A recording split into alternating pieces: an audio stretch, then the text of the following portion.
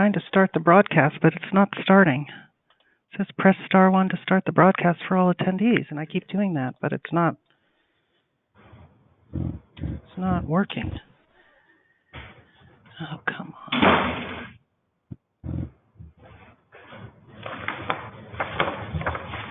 I don't think it's started yet.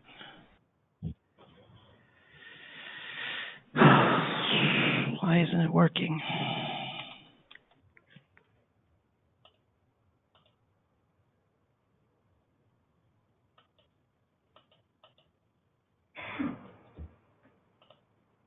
Click to start screen sharing. That's what I'm doing. Why is this not working?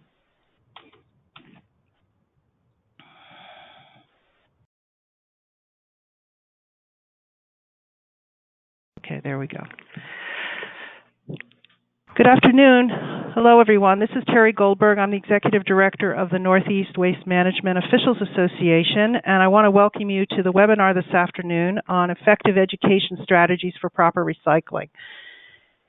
We're excited to have so many great participants and presenters to join us today. This is a joint webinar that is sponsored by the Northeast Recycling Council, or NERC, and the Northeast Waste Management Officials Association, or NEWMOA, and we will have participants from both organizations involved in the webinar.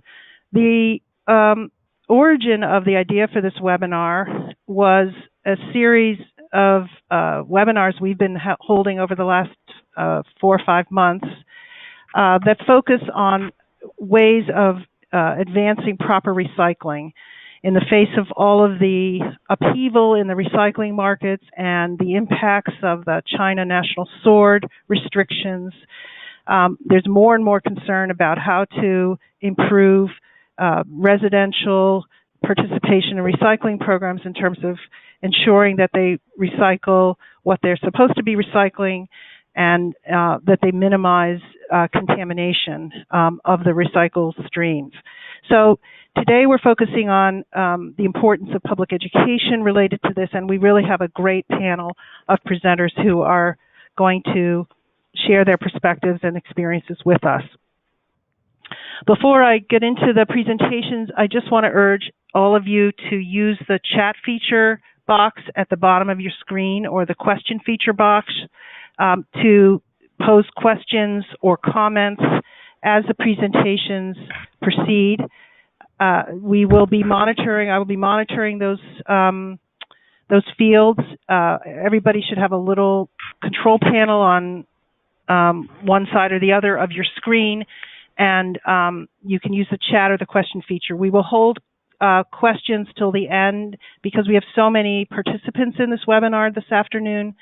We will be moderating the questions and hopefully get to as many questions as we possibly can that participants have in that at the end of the webinar.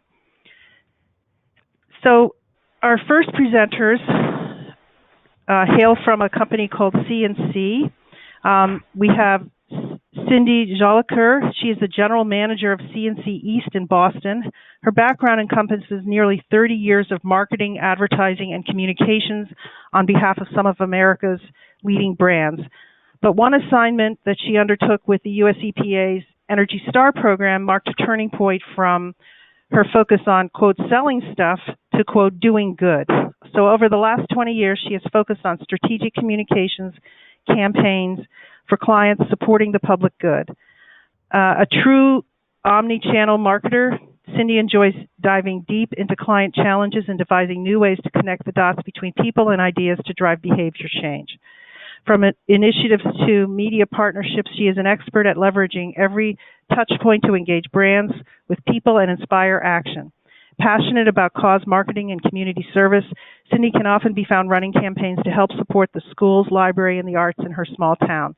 She is also, in case you're interested, an avid baker, and her Jolly Cakes are the centerpiece of many celebrations. She's going to be joined by Anna DeMers, who is an account supervisor in the C&C Seattle office, so both sides of the country are covered in this one.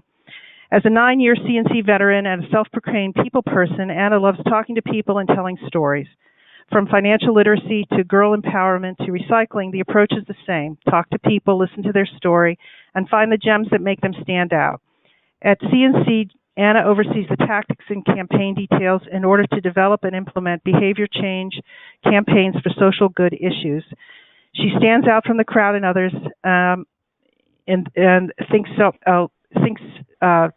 so too. She was named the 2012 Outstanding Young Professional by the Puget Sound chapter of the Public Relations Society of America.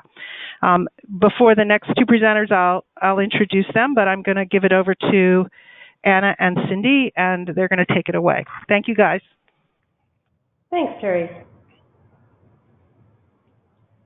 Thanks, Terry. So this is Anna talking. I'm going to kind of get us kicked off here. So as Terry mentioned, everyone is dealing with the current situation with China sword, and we know that on the consumer side, simply put, recycling right can be pretty confusing. As recycling programs have transitioned to single stream processes and items like plastic bags, bulky items, liquids, and food are all ending up in our recycling facilities across the country. We know that consumers are having a difficult time with this, and we know that old habits stick. And so as we are experiencing these high contamination rates, we know that municipalities are trying to find alternative international markets that further the process for materials, especially domestically, and look for alternatives and solutions. So today we are going to, Cindy's going to kind of kick things off with some data that we have, and then because we are on the marketing side of things, we will explore how we have simplified not only behaviors but messages in order to get the right material in the right bin. So with that, I will kick it over to Cindy to talk about our data. Thanks, Anna. So anytime we need to plan a public outreach campaign, it's really important to take a look at what people's current perceptions and knowledge base are, and from that informed perspective, figure out the messages and the tactics that are important for our plan to be effective in reaching audiences. And clearly, contamination is such a huge issue. Helping people understand how to recycle properly continues to be a challenge for us. And I think you're running screen for me, right? Yep. Thanks. Okay. So we ran a survey, an online survey. This is a national panel, and found, of course, that to 2/3 of Americans, just about, recycling is considered very important, and then to another 30% considered somewhat important. So people do care about recycling. I think we all recognize that to be a given. But what's interesting is that within this group, audiences with higher income, higher education, and also those with kids at home consider recycling even more important than the rest of the audience as a whole. And that's about 70%, just considering it very important. So that information is useful in helping to target who the influencers may be, who your richest target audience is, and then targeting them with media and other communication vehicles, and find ways to help them become influencers in their community. Also, when we surveyed, we took a little bit of a skew at different parts of the country to understand which parts of the country recycling was most important to. And thanks to the work of people on this phone, the Northeast comes out far ahead with about 92% considering recycling somewhat or very important, followed only by the West, of course, where my colleague Anna is sitting, helping to educate populations, and that is coming in at about 91%. So what's interesting also about this recycling data is that it showed us that most people think they know what they're doing. They don't even think they need any help. Most people feel that they are good recyclers. They've got it, almost half say they're great. Another 45% say, yeah, I'm okay. And only 7% think that they're not good at recycling. And of those who think that recycling is important, that whole amount feeling that they are really good at it in the Northeast is 92%. So that says to us we have a big education job to do to help people understand what they really need to do to recycle effectively. Because we know 92% of the market is not doing the job right. Next slide, please. Thanks. Clearly, there's a lot of room for improvement. We threw some questions out there just to get a sense of what people understood about what was recyclable and what was not. Among the people who told us that they recycle often, 52% said they always recycle their plastic bags, and how they do it is throw it in the bin. So more than half of people are unaware that throwing those bags in the bin is not the way to get the job done. 35% say they always recycle greasy pizza boxes.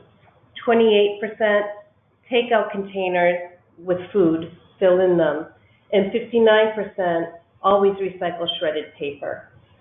So I think it's really telling for us to understand that even though our audiences think they know what they're doing with recycling, there's still a great deal of improvement that we can achieve by helping to reverse the mistaken perceptions.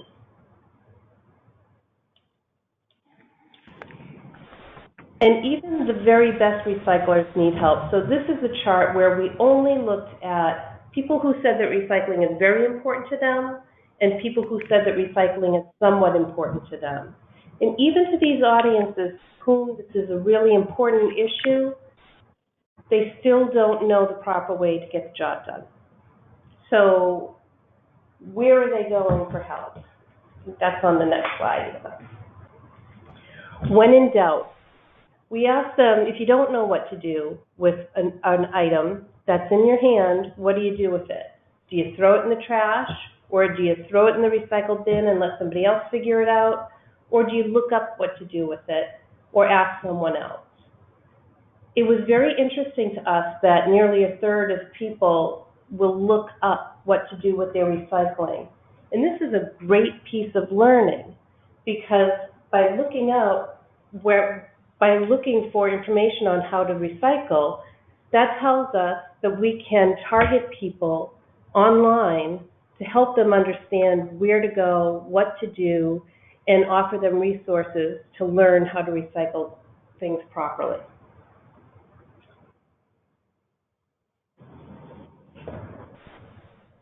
So how do we go about getting the message out there?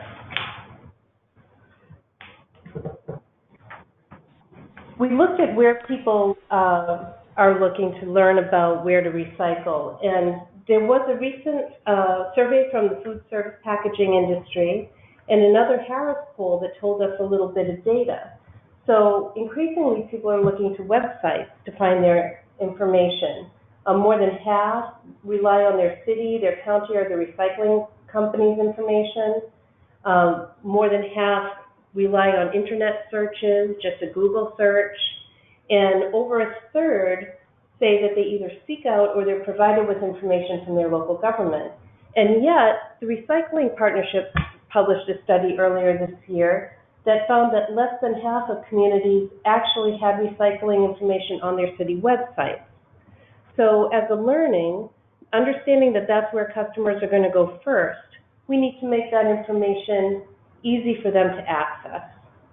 So some communication opportunities for programs to consider are providing clear and simple instruction, certainly at the cart, certainly at the trash bin, certainly at the recycling bin, but also think about meeting your consumers where they are and where they're looking for information. Online, on your program pages, or on your town website, using search engine marketing and search engine optimization so that if a consumer in your service territory types in, can I recycle a pizza box, they get sent to your website to learn the proper ways to recycle. And of course, other outreach opportunities like community events and educating families with children by providing content to your schools or education events are very important tactics that can leverage the learning that people with kids tend to do more recycling and reach those audiences through their children. Also, social content and social advertising is an excellent way to very cost-effectively serve up messages about proper recycling in your communities. You can target by communities, you can use your town's social media pages, or create your own. But I think that this important learning here is that people think recycling is important, they want to do the right thing, they already think they're doing the right thing, and they don't even know how ill-informed they are. And those that are looking for information are going online to do it. So let's take those insights and use them to help reach and educate more people about proper recycling to avoid contamination. Anna, I'll kick it right back to you. Yeah, so as Cindy was saying, we have people hearing thousands and thousands of messages per day, and we only know that they only have a few seconds to catch their attention. So the next couple case studies that we'd like to share with you really emphasize keeping it simple and focusing on what matters. Getting the right material in the right bin is going to make a difference for recycling programs. So we'll jump into a couple case studies here. So our first case study is Recycle Often, Recycle Right. And so C+C worked with Waste Management in order to create Recycle Often, Recycle Right, and really emphasize education and use that as a base for behavior change in order to set groundwork that everyone was working from the same page, and really focus on those accepted items that are almost nationally universal. So if you look to the right here, we have our first rule is recycle all empty bottles, cans, and paper. The second rule was to keep food and liquids out of the recycling. And then third was to keep those loose plastic bags out of the recycling. So we're really increasing the basic materials with value in markets, and those second and third steps are really addressing those contamination issues. So in community-based social marketing, we like to focus on these three audiences that we have here, and we like to call them the show me's, the help me's, and the make me's. So as you can see, the majority of people fit in that help me bucket, and those are those folks that Cindy referred to that are looking up items when they don't know what to do with something, when they are ready to recycle or put something in the trash. For our smaller group of show me, they are just looking for some basic consistent education tools. So that's where those three rules come into play for that show me segment. Then for our help me segment, that's where we really want to, again, keep it simple and consistent, and we're focusing on barriers and benefits for them, as well as telling them the why, and telling them these materials need to get in the bin. Those contaminants such as the liquids and food, those are ruining other recyclables, so you don't want sort of all that good work to go to waste if you're ruining that whole load of recyclables. And then ask for a commitment at those community events that Cindy was mentioning. Ask for people to take a pledge and then remind them of that pledge along the way. And then for our last segment, this is the Make Me segment, and that is where you're using feedback levers to change behavior. So we'll get to that down the road a little bit here. So our goal was feedback at the cart, designing. So once we had Recycle Right up and running, we were looking to pilot addressing contamination. And our idea was to design cart tags that I'm sure many of you are familiar with using to emphasize recycling right at home and really targeting those recycling myths. also that when in doubt, more than, as Cindy mentioned, 24% of consumers are putting an item in the recycling bin anyway. And so we want to really decrease that and decrease contamination and then really maintain behavior. We want people to still recycle. That's really important to us, and that's really important for recycling as a brand. But we want to focus on those good behaviors and habits and reinforce those. So again, our desired behaviors were to focus back on these 3 steps, and we just really emphasized the recycling basics. And that those were our 3 steps in order to improve recycling rates and decrease contamination. So our pilot location, Waste Management identified a city that was about 35 miles outside of the city of Chicago. They were seeing high volumes of contamination, and a huge part of the success there was that the city had support from key stakeholders to support a pilot to target contamination. When we heard from Waste Management, we looked into just general census data and saw that almost 50% of the population was Hispanic, so that was important in terms of our messaging and materials. And then Waste Management worked to identify the routes to test the cart tagging.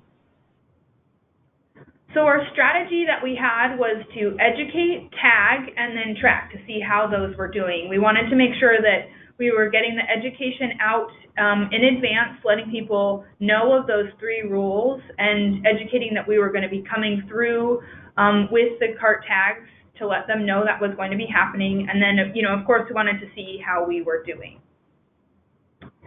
So for education, our first piece was to send out a mailer. This included our 3 steps on there, and also is really highlighting the tags to let people know that those are coming. We wanted to notify residents so that they knew what was happening there. Our next step was online education. We worked with the city to incorporate messaging on the city website. Again, as Cindy mentioned, people are looking on their city websites for that recycling information, so we wanted to make sure the messaging was consistent there.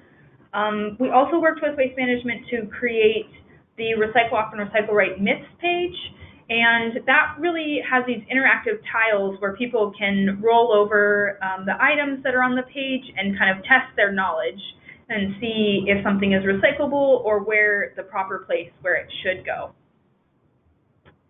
And then social media outreach was really important as well, and I think that it was really important to know that when people are sometimes putting something in and it is, they're not really sure if it's recyclable or not, but they don't really know what's happening at the MRF.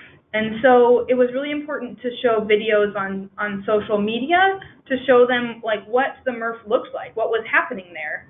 And it also was really important that we use these Facebook ads with city zip codes in order to let folks know that what contamination was looking like in their region and kind of show them, the plastic bags and what was happening there. So the next process was to tag and track. So we created these positive and negative tags, and it was really important to reinforce good recycling habits. Again, back to those the census data, it was important that we trans-created tags with English and Spanish on the tags. And I want to stress, let me talk a little bit about transcreation. So transcreation is a process where we work with our multicultural team here at C+C in order to translate not only the words but the meaning. And that is in order to make sure that we are getting the message across to our audience, but also, the context. It's really important to make sure that that is happening and that we're not just having just a straight one-to-one translation. We want to make sure that the meaning around, the recycling education and what is being put out there is really important. So I want to just walk you through the this is where we sort of ended up with our tags, but that wasn't where we started. So I want to take you through the journey of the tags. So here's our evolution of the tags. For number one, we started off with a letter grade. And so this was A plus C minus to really stress that we wanted to reinforce those good recycling behaviors, and then also let people know that you're not doing so hot here. C minus is kind of your grade. And so something to take into account here was that when we talked to our multicultural experts, she said, you know, letter grades don't really translate to other cultures, so let's try something else. So our second tag was that we tried recycle often, recycle right, all-star. And for the red tag, needs improvement. And again, our multicultural expert was saying, recycling all-star, not so culturally competent, so let's try something else. So we ended up here on option number 3 with recycling emojis. And so you have kind of the happy face and a little bit more surprised face.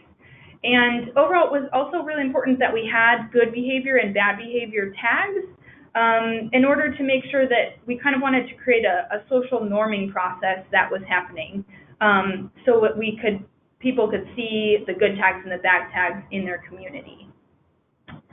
So again, as we mentioned, we wanted to execute and track those tags. So we had drivers along the routes tagging the carts and using the green tags to indicate good habits. And then we were identifying repeat offenders for, again, that Make Me group of kind of, flagging that for them that they needed to do a better job. And then, again, the success to this is really maintaining that behavior change, so educating and continuing to communicate those 3 rules and the importance of them. And then really celebrate success. I think that was a huge part of this as well, celebrating not only with the drivers tagging the carts, but with also getting the city on board and really impressed and happy about reducing contamination. So the results of this campaign were that we were able to reduce contamination. We tagged more than 7,000 carts, and we reached about 15,000 households through our communication. So it was a huge success, and we really did see a decrease in contamination. So I don't want to take up too much more time here, but we have one more quick case study that I wanted to share with you. And this applies to waste management in terms of organics and composting. So this one was to focus on getting non-organic contamination like plastic out of the recycling. And we found that 60% of all yard waste sent to landfill is that food scraps and food soil paper that could have been composted, but contamination was affecting the loads of compost that were being delivered to people's houses.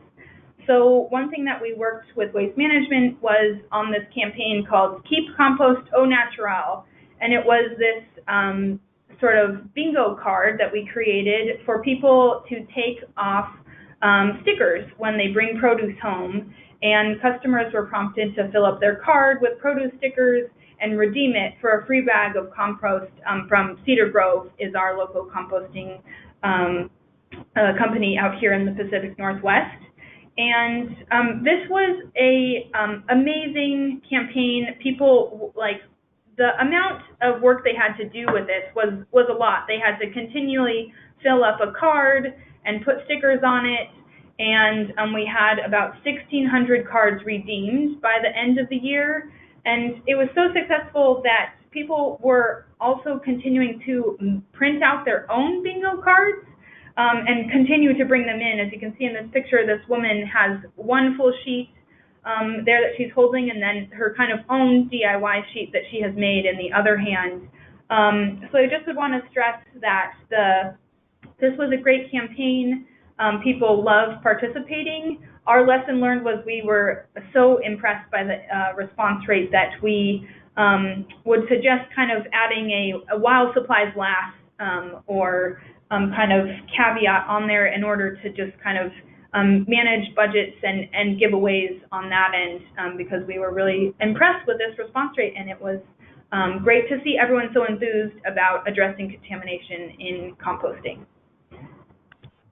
So with that, we just wanted to say thank you and thanks for letting us share with you guys.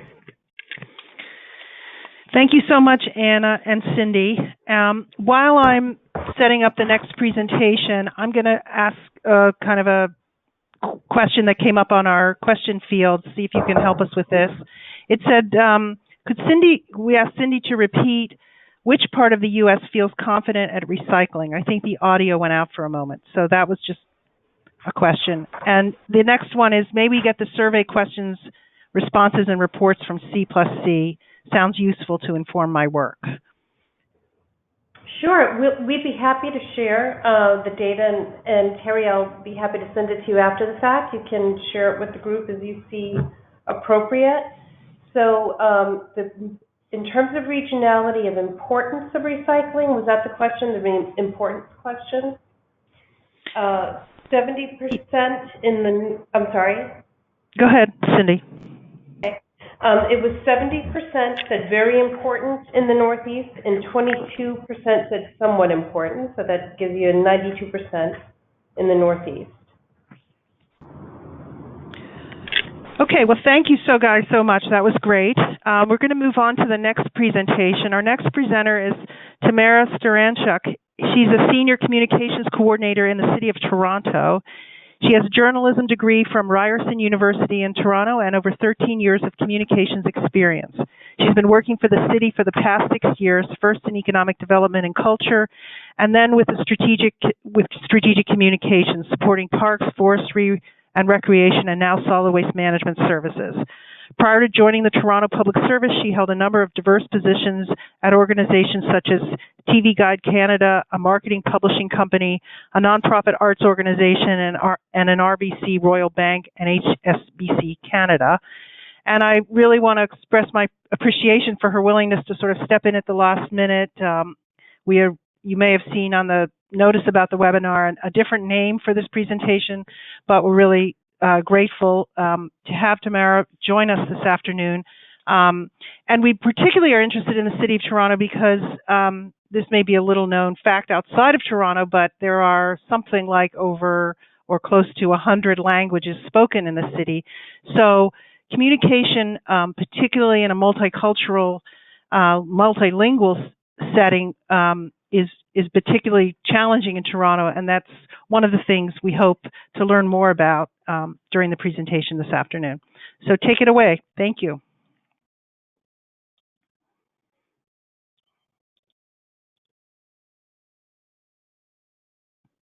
Hello, thank you very much, Terry. I'm going to start today by just sort of setting the stage about the type of waste management services offered by City of Toronto. So we basically collect from 461,000 single-family residential units, 409,000 multi-residential units, 13,000 small commercial, and then various street litter, recycling bins, park bins, cleanup and diversion efforts for special events. And then we also, at our drop-off depots and landfills, do accept some waste from the commercial and institutional waste sector. As far as operating budget and capital go, it's about $389 million for operating and $89 million for capital. To give you a sense of the range of what we collect, it's garbage and blue bin recycling bi-weekly, green bin organics every week, leaf and yard waste bi-weekly from March through December. We pick up Christmas trees for 2 weeks in January. Oversized items like large appliances, furniture, and mattresses we collect on garbage collection days. Electronics are collected separately on garbage collection days as well, or through our depots and community environment days, which are essentially events held in all of the wards throughout the city where people can bring household hazardous waste, they can bring recycling, they can bring clothes for donation so that it is all properly disposed of. Household hazardous waste as well, we have a program called Toxic Taxi where you can arrange pickup of household hazardous waste. And again, that can go to our depots or be brought to community environment days as well. Just to give you a sense of the cross section, basically this is just residential, but the amount of tons that we pick up of each of the different waste streams. So you'll see that blue bin recycling is 112,000 tons. And the rest of sort of how the other pieces and diversion efforts factor in, but I know we're talking more specifically about recycling here, so I wanted to highlight that. Wanted to also show you our diversion rates. So essentially from a residential perspective, we have 53% diversion rate away from landfill. So that breaks down from single family to multi-residential very differently. So we have about 66% diversion for single family residential, and then about only 28% for multi-residential. So, I mean, I think it's half of our population actually lives in multi-residential housing. And we have a number of challenges then with that in terms of recycling, as far as even communicating directly to the residents. I mean, it's difficult for residents in multi-residential to sort of understand and see consequences to their behavior in the same way that single family can. I mean, you can put everything down a chute, you don't get a bill from us, sort of everything goes to a property manager or a superintendent. So we do have sort of many outreach efforts and solutions that we're working at to try and sort of move the gap between those diversion rates between single family and residential. And so, as mentioned, certainly it is a very diverse city. So we're at about a population of 2.8 million people, and almost half of those people were born outside of Canada. And Terry mentioned that it's about over 100 languages. It's really about 150 languages and different dialects are spoken here. So you'll see on this slide some of the breakdowns, basically just giving you a sense, but really the one to highlight again is that around 44% of Toronto residents have a mother tongue other than English or French. English or French are mentioned here because they're technically the two official languages in Canada. And so we have just over half of our population reporting English as the mother tongue. And then we have a certain percentage as well that speak English, but speak multiple languages as well. So we often look, in addition to languages, mother tongue, we look at languages spoken regularly at home. So about 26% of people in Toronto regularly spoke a language other than English or French at home, and just under 10% reported regularly speaking multiple languages at home. So our sort of top spoken languages at home in Toronto are, and this is in order, Mandarin, Cantonese, Tagalog, Tamil, and Spanish. So if you look, this is based on our 2016 census data, but this pretty much gives you a breakdown of both mother tongue and home languages spoken in Toronto. So I mean, other than English. So you'll see actually, even though French is an official language, on the mother tongue list, it's 11, and then on the home language list, it's 14. One thing to point out too is, as far Tagalog's number 3 on our mother tongue and home languages spoken, but this is actually, we don't often translate into Tagalog because our understanding is that most people read and consume in English as well, so much so that even the Tagalog newspaper that we advertise in requests them in either English or Tagalog. So as far as promotion and education tactics go, that sort of incorporate this multilingual approach for us. I mean, first and foremost, we try to make sure that our website is our primary communication tool so that any of the information that we're pushing out exists on the website and then is translatable through Google Translate. Also, through our 311 call center, we have translation services in a number of languages if requested by people. So we also have a customer service team within solid waste management services at the city, which does outreach, and certainly does outreach in the multi-residential sector, again, to try and work out different solutions based on case-by-case basis, because with such a diverse population and with such a large population, I mean, every building, every area of the city, it could be different in terms of their needs. So we have these customer service outreach teams to sort of help pinpoint what specific communication is needed, whether it be around languages or otherwise, or what challenges based on the different buildings. We also focus group some of the information that we put out and the terminology we use. And I think part of that lens as well is a multilingual lens. You know, does this information translate properly? Is it something that we're using that could use a conjunction that isn't easy if English isn't your first language? You know, in addition to terminology, sort of what things resonate from the perspective of what pictures, you know, is it what symbols? Is it an X? Is it a circle? What symbols help if language is a barrier in communicating these messages as well?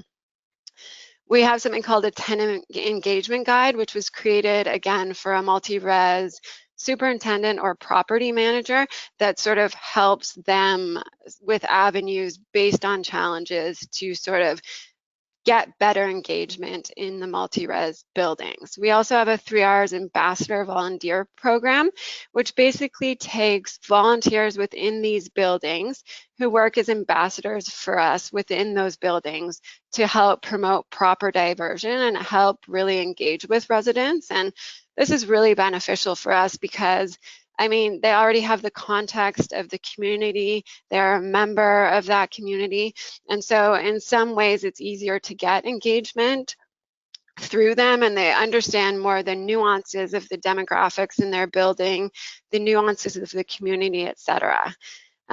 So again, we use a number of multimedia tactics with print and ethnic papers, and basically, so we work sort of within that top 5 to top 10 languages, home languages spoken. And so you'll see here an example of our blue bin recycling guide. And we translate this and our green bin guide into over 10 languages because it is one of our primary sort of clear communication tools about what is accepted and what isn't. In addition, when we do advertising campaigns, we work to advertise in ethnic papers. So again, around the top 5 languages. And then what we've been really trying to do is get more into the digital ethnic space as well, so that we are sort of using multi-platforms from a multilingual perspective. We also put out a collection calendar each year to every resident in the city. And within that, we translate a summary of each page at the bottom to 5 different languages other than English. So we again use kind of the top 10. We also, for that, include French because there's sensitivity around it being an official language and just response and from the public. So around in general, public education to reduce contamination. Contamination is a large issue and a major challenge for Toronto right now. We're sitting at generally between 26 and 30% contamination.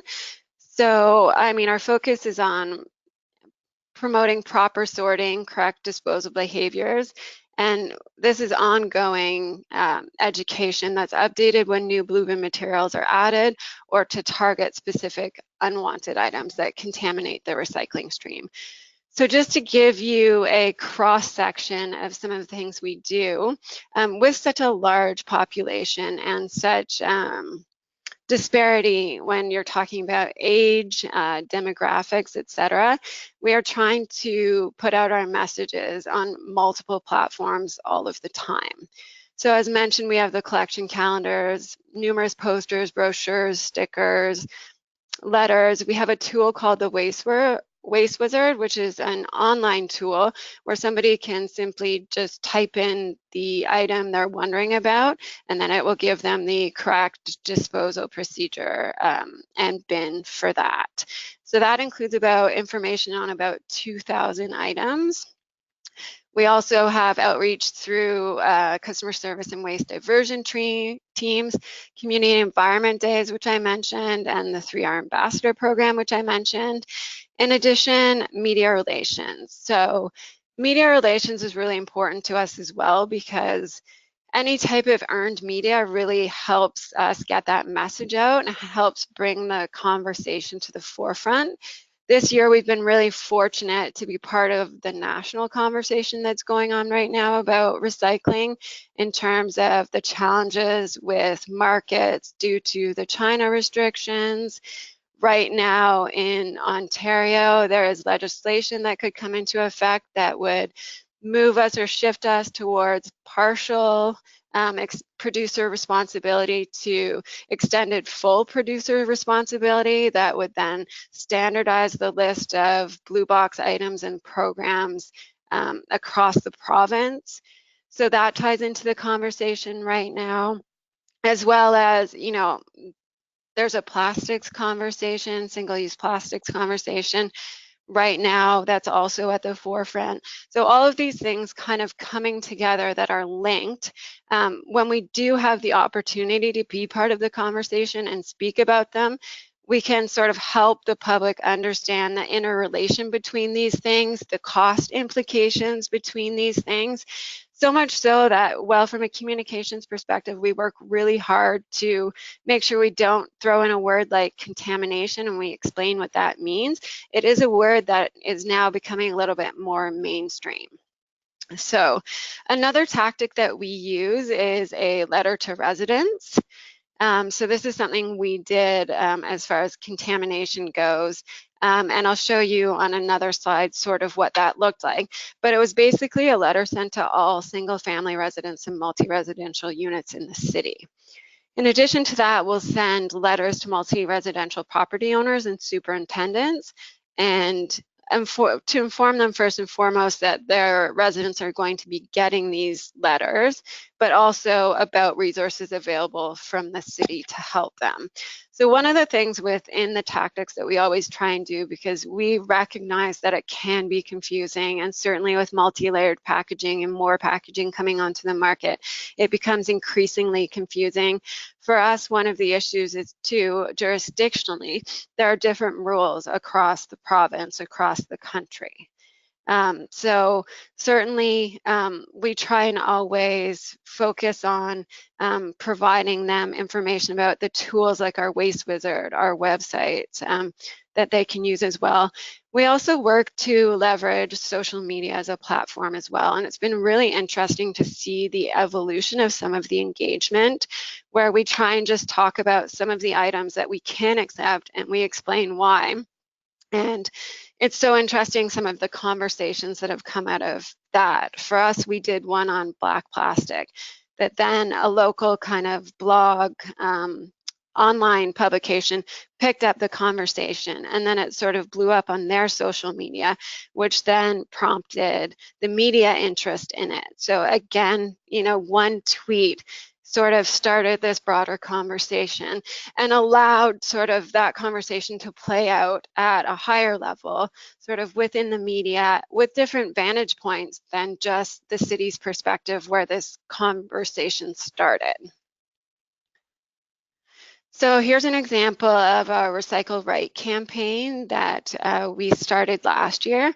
So the idea was that, you know, bad things happen when recycling and A, B, or C get together. So what we tried to do, and you'll see the lineup here in one of the digital ads, is really focus on sort of the top issues and the top contaminants.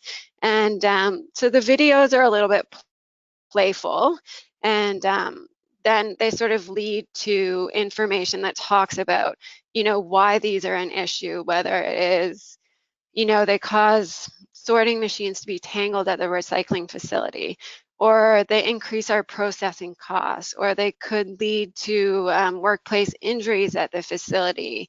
That the fact that it costs the city millions each year, that essentially, when garbage items are put in recycling, we're essentially paying to process them twice. So the campaign was definitely well received, and we continue to run it this year, but we're working on sort of refreshing it as well, and sort of taking the more direct approach versus the high level foundational stuff that was done to sort of set up the whole bad things message to begin with. So this next slide, this is the letter I was talking about that was sent. And basically, you'll see a direct mail piece right over here. Somebody obviously took a picture of it and put it on their fridge. But so the image on the left was the part of that you can't see, the front part. But again, sort of the top 5 culprits. Sort of a letter talking about contamination and the issues, providing tips on recycling right, providing the different avenues you can go to look up the information, etc.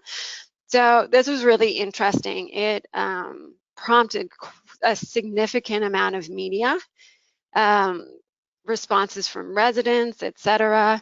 And we did translate a summary of this letter into 4 different languages as well. And we didn't do French on this one, but it was made clear to us that certainly that is something that when we're translating other languages together, that as far as the community is concerned, that is something they would like to see moving forward, that French be included in the way that we include it in the calendar. So before I start talking about just a quick overview on our long-term waste management strategy, while we are, through our Recycle Right campaign, really focusing on 5 major contaminants, what we are also doing is, and you'll see in that previous slide too, that direct mail piece said is costing the city and could cost you. So really there, we went a little bit more direct than we would before, because we wanted to bring the cost message to the forefront, because certainly I think a lot of, our messaging around this that speaks to when you put these in, you can ruin paper and send it to landfill. You can ruin other perfectly good recyclables and send them to landfill by putting the wrong items in there. That's an environmental message we hoped would resonate, but we knew that a cost message would resonate as well. I mean, certainly anything that is a cost to the city, I mean, certainly this is a rate-paying service that's provided, so there is a link between that. In addition to that, another avenue that we do try and do is we try and focus on the idea that we also want to put out those messages reminding people about what you can recycle, reminding people about the things they already know that they can recycle. So despite the fact that it's confusing, we try to sort of integrate messages of, okay, these don't go in here, but all of these things also do, so that we try and sort of keep a balance between that, because we do understand, again, that it's confusing, and we understand that there's some fatigue out there. So we want to remind them that there is a large range that they can recycle, and that we do have tools to help them do so. So part of our long-term waste management strategy, which I'll get into in a second, included a recommendation for enhanced promotion and education. So essentially, the waste strategy is a council-approved strategy that is to guide decision-making and the way waste will be managed in the City of Toronto for over the next 30 to 50 years. A ton of different consultation and engagement was done in the development phase of the strategy. This just, I won't go through it all, but gives you sort of a cross-section of the breadth of what was done. And as mentioned, one of the things that came out of it was enhanced tools for public education. that was one of the 16 recommendations adopted. Basically, just a quick overview on the strategy. It has an aspirational zero waste goal and a shift towards a circular economy. But one of the main goals is 70% diversion from residential by 2026, and then 70% diversion of the waste collected from commercial customers as well. So, and that's from the commercial customers that we collect from. So basically, I mean, public education very much factors into helping us achieve those goals. Also, diversion is a main focus of the strategy, but also waste reduction. And as well, I mean, it even brings in, we're looking at testing mixed waste processing and with organics processing as part of the strategy as well. So that's all part of sort of the conversations that are happening right now around contamination, around diversion. So again, just another sort of quick snapshot to give you a look at the types of things or categories within the strategy. And then again, promotion and education tools. So these being used to sort of support and help implement the waste strategy and the goals. One thing we heard was we want it to be easy to digest, but we also want it in multiple formats. So online tools comes into that. So we're actually working on an app that should launch this summer, which incorporates our Waste Wizard sorting tool. Will give people access to their collection schedules about what to put out when, give them locations they can donate to, give them our drop-off depot locations as well, in a way to try and give them that information at their fingertips to help them sort properly. Other elements that tie into the public education would be supporting volunteers like our 3Rs ambassadors. So sort of what do they need to help be ambassadors and help engage residents and provide them with the sort of more specific tools that are needed. Again, targeted outreach conversations, advisory groups, leveraging social media again, targeted communications. So where we can target, I mean, we look at how and when we can do that. Certainly with the scale of a 2.8 million population and needing to get the information out to that many, it limits our ability to target, but we do still understand the value of it and do it where we can. And the other avenue is also creating community partnerships. So partnerships potentially with agencies within communities who can help get messages out, who really understand that community, who maybe are sometimes places where people come to access information about all types of things, where we could incorporate information for them about proper sorting and that type of thing. So looking at other partnerships, even from the reduce reuse perspective throughout the city and where we can implement programs like that. And so thank you. That is all from us. Thank you, Tamara. That was great. Really appreciate your presentation. So that we have some time for all the questions that are coming in, I'm going to quickly switch presenters to Cheryl Baldwin, and I'm going to start to introduce her as Cheryl gets her slides going. Cheryl has worked in sustainable materials management for over 30 years. She works with the Connecticut Department of Energy and Environmental Protection. She's been there since 2008, and she is the lead for the Recycle Connecticut Foundation, overseeing their grant-making programs and statewide recycling marketing campaign called What's In, What's Out.